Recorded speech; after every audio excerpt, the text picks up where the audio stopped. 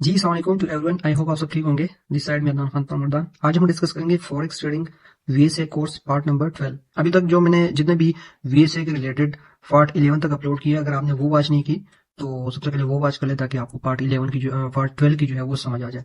तो चलिए अपने टॉपिक को जो है वो डिस्कस कर लेते हैं। अच्छा, आज का जो हमारा टॉपिक है वो है इक्यूमुलेशन। व्हाट इज इक्यूमुलेशन एंड री इक्यूमुलेशन, कि ट्रेडिंग में इक्यूमुलेशन और री इक्यूमुलेशन जो है वो क्या चीज होती है। ठीक है। अच्छा, सबसे पहले मैंने ये इंग्लिश में कुछ इसकी डिफिनेशन लिखी है इक्यूमुलेशन की। ये इंग्लिश में है लेकिन इसको मैं उर्दू में जो है वो एक्सप्लेन करूंगा। कंफ्यूज होने की जरूरत नहीं है। जिन लोगों को इंग्लिश में इसकी समझ आती है तो वो तो समझ जाएंगे, लेकिन जिन लोगों को इंग्लिश में इसकी समझ नहीं उर्दू में इसकी समझ नहीं आती तो उन लोगों को मैं ये ट्रांसलेट करके जो है वो एक्सप्लेन कर देता हूँ।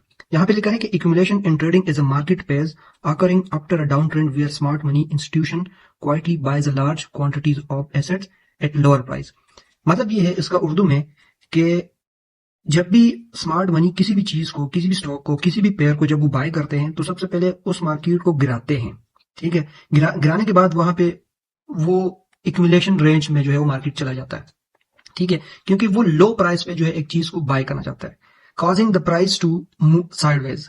वो क्या करते हैं, मार्केट को गिराने के बाद उसको साइडवेज कर लेते हैं। ठीक है, साइडवेज जिसको हम इक्यूमुलेशन बोलते हैं। ये वो एरा होता है, ये वो टाइम होता है जिसमें यहाँ पे लिखा है this period represent a shift from selling to buying interest. ये वो पेज होता है जिसमें स्मार्ट मनी क्या करती है, बाइंग की तैयारी करती है। वो चुपके से जो है वो बाइंग करते हैं। जो इक्यूमुलेशन पेज होता है वो उसमें बाइंग की तरफ जो है वो बैठे होते हैं।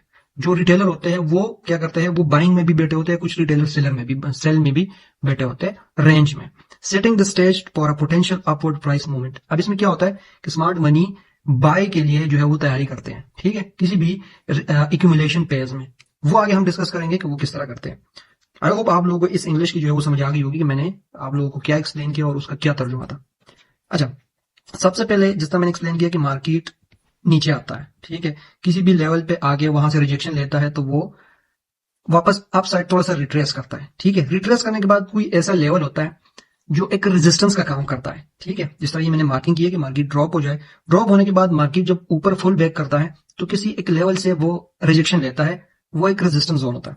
अच्छा, वहां से मार्केट रिजेक्ट होकर वापस नीचे आता है, जिधर से उठा होता है उधर से मार्केट क्या करती है, वो एक सपोर्ट होता है। ठीक है, उस सपोर्ट से मार्केट उठ के क्या करता है, रेजिस्टेंस की तरफ जाता है और रेजिस्टेंस से रिजेक्शन लेके सपोर्ट की तरफ आता है। जो ऊपर वाला लेवल है, जिसको मैंने मार्क किया है, जिसको रेजिस्टेंस बोलते हैं, उधर से मार्केट रिजेक्ट होके नीचे आता है और सपोर्ट से वापस रिजेक्शन लेके क्या करता है, वो अप साइड रेजिस्टेंस की तरफ जाता है। तो ये रेजिस्टेंस से सपोर्ट की तरफ आना और सपोर्ट से रेजिस्टेंस की तरफ जाना, ये एक रेंज होती है, इसको इक्यूमुलेशन रेंज बोलते हैं।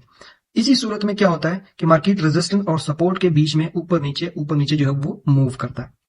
अच्छा, उसके बाद इस रेंज को, ये जो रेजिस्टेंस और सपोर्ट के बीच में जो मार्केट ऊपर नीचे मूव करता है, इसको इक्यूमुलेशन बोलते हैं। अच्छा, अब जब मार्केट बाय की तैयारी करता है, स्मार्ट मनी बाय की तैयारी करता है, तो सबसे पहले वो क्या करता है, रेजिस्टेंस को ब्रेक करता है। ब्रेक करने के बाद उसी रेजिस्टेंस का टेस्ट होता है, मार्केट उस रेजिस्टेंस को टेस्ट करने आता है और टेस्ट करने के बाद मार्केट अगेन इसी तरह बुलिश हो जाता है। ठीक है, अब इन सारी चीजों पे जो है हम आगे डिस्कस करेंगे मजीद। अच्छा, यहां पे हमने मार्किंग की है कि एक रेजिस्टेंस होता है, एक सपोर्ट होता है, उसके बीच में मार्केट क्या करता है, रेंज करता है, जिसको हम इक्यूमुलेशन रेंज बोलते हैं या ट्रेडिंग रेंज बोलते हैं। जब भी मार्केट रेजिस्टेंस को ब्रेक करता है तो इसका मतलब ये है कि मार्केट एक रेंज से निकल जाता है।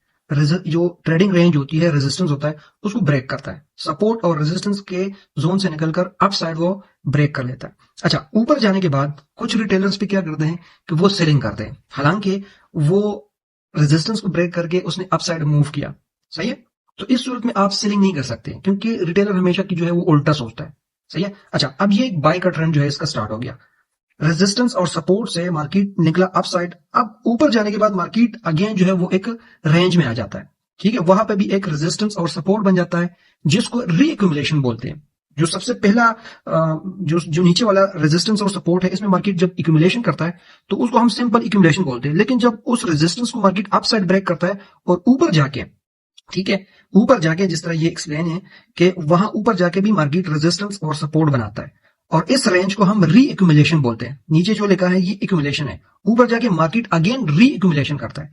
अच्छा, उसके बाद मार्केट जो ऊपर सपोर्ट और रेजिस्टेंस बनाता है, एक्यूमुलेशन करता है, उस एक्यूमुलेशन को भी मार्केट अप साइड क्या करता है, ब्रेक करता है। ब्रेक करने के बाद वहां पे कोई रेजिस्टेंस होता है, उधर से मार्केट रिजेक्शन लेके अगेन वहां पे एक रेंज स्टार्ट कर लेता है सपोर्ट और रेजिस्टेंस का, जिसको अगेन हम री एक्यूमुलेशन बोलते हैं। आई होप आप लोगों को जो है एक्यूमुलेशन की समझ आ गई होगी कि भाई एक्यूमुलेशन क्या चीज है। एक्यूमुलेशन से मार्केट जब बाई साइड या जो बाय ट्रेंड कंटिन्यू करता है, उसके बाद किसी भी एक्यूमुलेशन से निकल के मार्केट क्या करता है, एक न्यू सपोर्ट और रेजिस्टेंस बनाता है, जिसको हम ट्रेडिंग रेंज या री एक्यूमुलेशन बोलते हैं।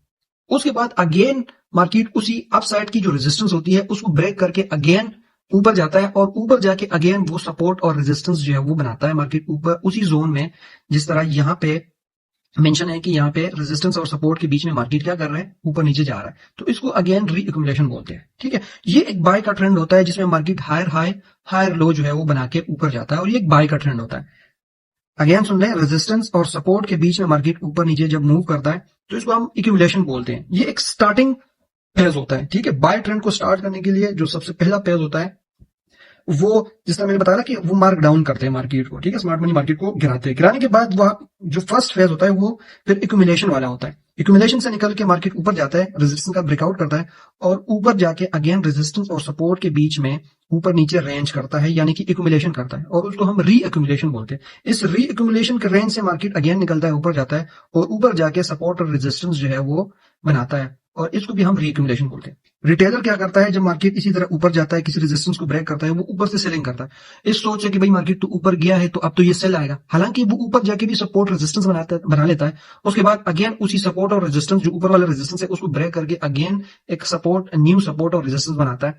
इसी तरह ये एक अप ट्रेंड होता है। ठीक है, और रिटेलर जो है वो सेलिंग करता है, हर लेवल पे सेलिंग करता है, और स्मार्ट मनी जो है ना एक्चुअल में बाय में बैठी होती है। तो ये चीजें थी, मैंने कहा चलो आप लोगों को एक्यूमुलेशन और री एक्यूमुलेशन जो है वो आप लोगों के साथ शेयर करूं। ये टॉपिक बहुत इंपॉर्टेंट है। अगर किसी को एक्यूमुलेशन री एक्यूमुलेशन का नहीं पता तो यकीनन आप बहुत चीजों को जो है मिस कर रहे होंगे। तो ये चीजें सीखने के बाद, समझने के बाद आपकी ट्रेडिंग का जो आइडिया है या चार्ट को रीड करने का आइडिया है वो थोड़ा सा जो है वो चेंज होएगा। ठीक है, तो इंशाल्लाह मिलते हैं न्यू टॉपिक के साथ इंशाल्लाह हम मिलेंगे नेक्स्ट वीडियो में। तब तक के लिए आप मेरे अकाउंट को फॉलो कर लें, ताकि आपको मजीद जितने भी मैं वीडियोस अपलोड करूंगा तो वो आपको मिलती रहे। Thank you so much, Allah Hafiz.